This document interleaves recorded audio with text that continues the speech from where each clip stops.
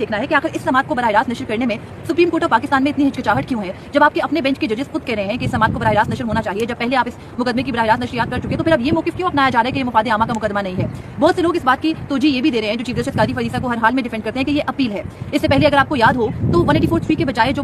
بلے کے انتخابی نشان والا کیس تھا وہ بھی اپیل تھی، جس کا چیف جسٹس قاضی فریسہ نے گزشتہ روز منظر عام پر آنے والے خط میں بھی کلیم کیا کہ اس کی سماعت بھی براہ راست نشر کی گئی تھی، کیونکہ سپریم کورٹ آف پاکستان شفافیت پر یقین رکھتی ہے۔ اس سے پہلے جو آرٹیکل 62(1)(f) جس میں کہ نواز شریف، جہانگیر ترین وغیرہ کی تاحیات نااہلی ختم کی گئی تھی، وہ بھی اپیل ہی تھی، اور اس کیس میں بھی سپریم کورٹ آف پاکستان نے براہ راست نشریات کی تھی۔ اس سے پہلے بھی کئی کیسز میں اگر براہ راست نشریات اپیل اور آرٹیکل 184(3) کے معاملات سے الگ کر کے دیکھیں، اور تکنیکی معاملے جیسے چیف جسٹس قاضی فریسہ نے نیب ترامیم کو تکنیکی کیس قرار دیا، اگر اس کے حد تک دیکھیں تو آپ کو یاد ہوگا کہ چیف جسٹس کے عہدہ سنبھالتے ہی supreme court practice and procedure act آیا تھا۔ وہ جو کیس تھا اس کی پورا ہفتہ لمبی سماعتیں ہوتی تھی، صبح سے شام فل کورٹ بیٹھ کے سماعت کرتی تھی۔ چیف جسٹس قاضی فریسہ، جسٹس منیب اختر کے درمیان اور اس کے علاوہ جسٹس عائشہ ملک، جسٹس منصور علی شاہ کے درمیان ہم نے اختلاف ان سماعتوں میں براہ راست دیکھا۔ وہ جو سماعتیں تھی وہ بھی تکنیکی مسئلہ ہی تھا، عام بندے کا ان کیسز میں کیا انٹرسٹ ہو سکتا تھا۔ اس وقت جو سپریم کورٹ کی براہ راست نشریات تھی وہ اس وجہ سے دیکھی جا رہی تھی کیونکہ پہلی دفعہ ایسا ہوا تھا کہ سپریم کورٹ نے اپنی سماعت براہ راست نشر کی تھی، تو لوگ دیکھ رہے تھے۔ لیکن اس کے بھی اس کے آرٹیکل کے تحت آپ نے ایک appeal the supreme court practice and procedure act کے تحت، اور جب وہ اپیل سماعت کے لیے آتی ہے تو پہلے آپ اس کو لائیو کر دیتے ہو جب تک عمران خان سماعت میں نہیں ہے، اور جب وہ سماعت میں آتے ہیں تو پھر آپ اس کی براہ راست نشریات نہیں کرتے، یہ کہہ کر